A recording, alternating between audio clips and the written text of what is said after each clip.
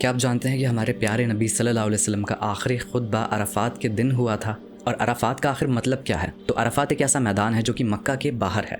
ये वही जगह है जब आदम और हवा अलैहिस्सलाम को अल्लाह सुब्हान तआला ने इस दुनिया में भेजा था, तो उनको दुनिया में अलग अलग जगह भेजा और अरफात के मैदान पर ही वो दोनों एक दूसरे से मिले थे। और इसी मैदान पर ही इब्राहिम अलैहिस्सलाम को जिब्रील अलैहिस्सलाम ने हज के सारे तौर तरीके सिखाए थे। यही वो मैदान है जहाँ पर आने से हाजियों का जो हज है वो मुकम्मल होता है। हज के दूसरे दिन ही सारे हाजी अरफात के पहाड़ पर आते हैं और अल्लाह से दुआएं मांगते हैं, इस्तग़फ़ार करते हैं। और इसी दिन मस्जिद निमरा से एक खुतबा दिया जाता है अरफात के ही पहाड़ पर, और जितने भी हाजी हैं उस खुतबे को सुनते हैं। और ये सुन्नत मोहम्मद सल्लल्लाहु अलैहि वसल्लम ने खुद शुरू की थी और उन्हीं के वक्त से चली आ रही है।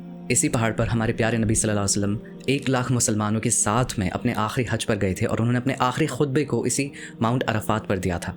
ये उनके सबसे ज़्यादा दिल को छू जाने वाले और सबसे ज़्यादा अहम खुतबे में से एक था। आप सल्लल्लाहु अलैहि वसल्लम ने इंसानों के हुकूकों के बारे में बात की, औरतों के हक़ के बारे में बात की, दीन के बारे में, नमाज़ों की अहमियत के बारे में, और सबसे ज़्यादा ज़रूरी बात, इस दिन अल्लाह सुब्हान तआला ने एक ऐसी आयत नाजिल की थी जो मेरे दिल के बहुत करीब है। अल्लाह सुब्हान तआला ने सूरह अल-माइदा की 3री आयत नाजिल की थी, जिसमें अल्लाह सुब्हान तआला फरमाता है, आज मैंने तुम्हारे लिए तुम्हारा दीन कामिल कर दिया है और अपनी नेमतें तुम पर पूरी कर दी और तुम्हारे लिए इस्लाम को बतौर दीन पसंद कर लिया।